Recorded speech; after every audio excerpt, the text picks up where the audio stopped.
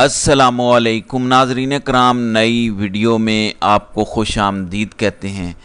आज पीटीआई को Peshawar high court से एक बड़ा झटका लगा है। 9 मई के हवाले से जुडिशल कमीशन बनाने के लिए केपीके हुकूमत ने पेशावर हाई कोर्ट को ख़त लिखा था कि आप जुडिशल कमीशन की सरबराही करें और आप जजेस का नाम दें जो जुडिशल कमीशन के अंदर ये फाइंड करें कि क्या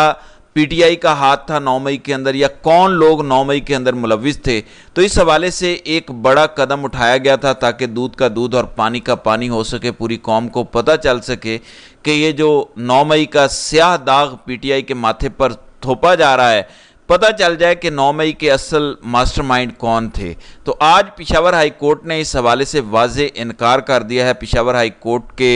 ज़राए ये बताते हैं कि उन्होंने अपने जजेस देने से, अपने जजेस पर मुश्तमिल जुडिशल कमीशन बनाने से माजरत कर ली है। पेशावर हाई कोर्ट ये कहती है कि इन हालात में हम किसी भी सियासी एक्टिविटी में या इस तरह के सेंसिटिव मामले के अंदर किरदार अदा नहीं कर सकते। तो ये पीटीआई के लिए एक बड़ा झटका है, गंडापुर सरकार के लिए एक बड़ा झटका है। लेकिन सियासी तौर पे पीटीआई अब ये कह सकती है कि हमने तो ये ऑफ़र किया था, हमने ख़त भी लिखा था, अब इदारों ने ही 9 मई की इंक्वायरी करने के लिए हामी नहीं भरी। दूसरी तरफ रात को जमात इस्लामी का धरना तो ख़त्म हो गया और बिजली 3 रुपये जैसे ही महंगी हुई तो जमात इस्लामी वालों ने सोचा होगा कि ऐसा ना हो कि 10 रुपये मज़ीद महंगी हो जाए, इतने में ही धरना ख़त्म कर देते हैं। तो पूरा मुल्क हैरान है कि बिजली सस्ती होने की बजाय महंगी हो रही है और जमात इस्लामी ने धरना ख़त्म कर दिया है। धरना तो ख़त्म हो गया लेकिन इस्लामाबाद के रास्ते बंद किए जा रहे हैं।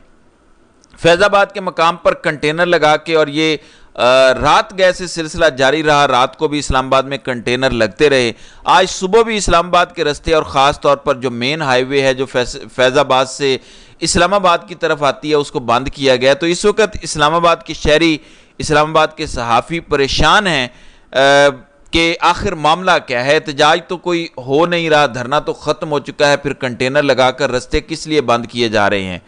फिर आज एक फ़ैसला जस्टिस मंसूर अली शाह ने जारी किया और उन्होंने वो तमाम बदमाशियाँ जो सोच रही थी बदमाशी करने का, उनके नट बोल्ट टाइट किए हैं। फिर काजी फायजी साहब आज इतने गुस्से में नज़र आए और फिर कौमी असम्बली के अंदर बिलावल भुट्टो ने जो अदालतों पर चढ़ाई की वो भी बड़ी दिलचस्प है। सबसे पहले काजी फायजी साहब सुबह सवेरे आज उन्होंने अदालत लगाई और जो डायरेक्टर वाइल्ड लाइफ हैं उन्हें हटाया गया, उनको लेकर वो बड़े गुस्से में नज़र आए। उन्होंने फौरी तौर पर सेक्रेटरी काबीना को तलब किया और उन्होंने कहा कि आपके भाई का मोनाल रेस्टोरेंट है और आप अपना असर व रसूख इस्तेमाल कर रहे हैं, आप बदला ले रहे हैं, आप अदालती फ़ैसले को ख़त्म करना चाहते हैं और आपको नहीं पता कि सुप्रीम कोर्ट का फ़ैसला हतमी होता है और जो सुप्रीम कोर्ट के फ़ैसले को वायलेट करे तो ये दुनिया की संगीन तरीन तौहीन अदालत होती है। आपको नहीं पता कि हम आपके साथ करेंगे क्या। आपने अपनी बेगम के कहने पर सेक्रेटरी वाइल्ड लाइफ को हटा दिया। इस मुल्क के अंदर क्या निज़ाम बन चुका है। जर्नैलों और ब्यूरोक्रेट्स ने मुल्क का निज़ाम संभाल लिया है और ग़ुलामी की जंजीरें तोड़ दी हैं।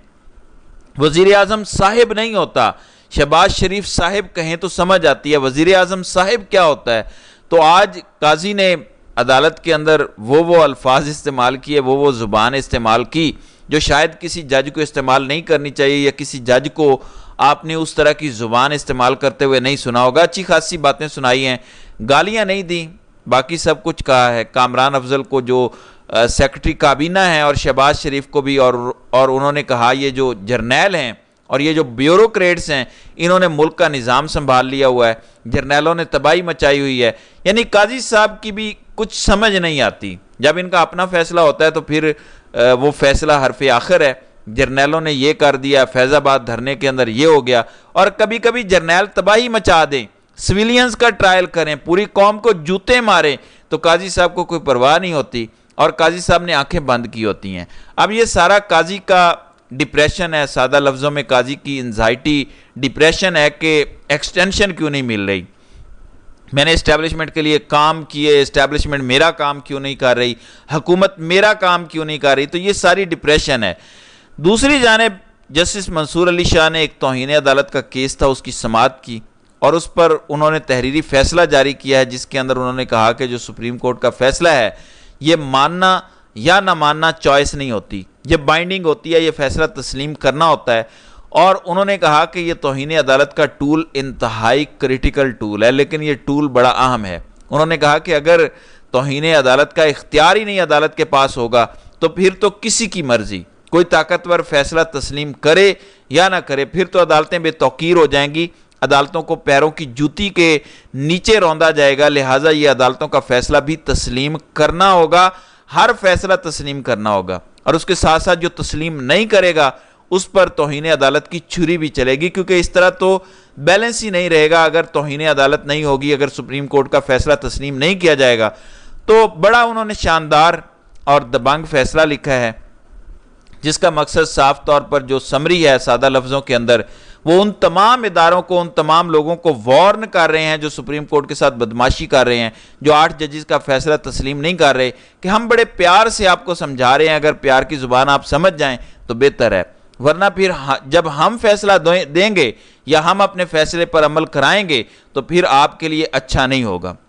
پھر بلاول بھٹو نے آج سپریم کورٹ پر چڑھائی کی، بدتمیزی کے سارے ریکارڈ ہی توڑ دیے، اور بلاول نے ملک میں موجود تمام کرائسس، مسائل اور تباہی کا ذمہ دار بھی عدالتوں کو قرار دیا۔ بلاول بھٹو نے کہا کہ اس وقت جو کرائسس ہیں یہ اس ایوان نے، قومی اسمبلی نے پیدا نہیں کیے ہوئے، نہ ہی وزیر اعظم نے پیدا کیے ہوئے ہیں، بلکہ یہ سارے کے سارے کرائسس عدلیہ کی پیداوار ہیں، عدلیہ نے تماشا لگایا ہے۔ اور اگر کوئی کہتا ہے کہ بلے کے نشان والے فیصلے کی وجہ سے، بلے کی وجہ سے پارلیمنٹ کا آج بیلنس نہیں ہے یا یہ سارے کرائسس ہیں، تو بلاول بھٹو نے کہا بلے کا نشان بھی ہم نے تو واپس نہیں لیا،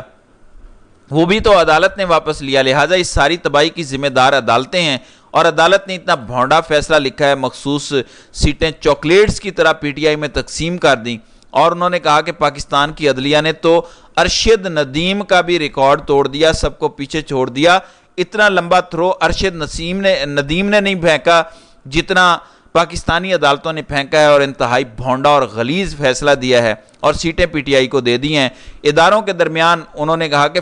فاصلہ پیدا کیا جا رہا ہے، ایک ادارہ بار بار، اور وہ ادارہ جی ایچ کیو نہیں، فوج نہیں،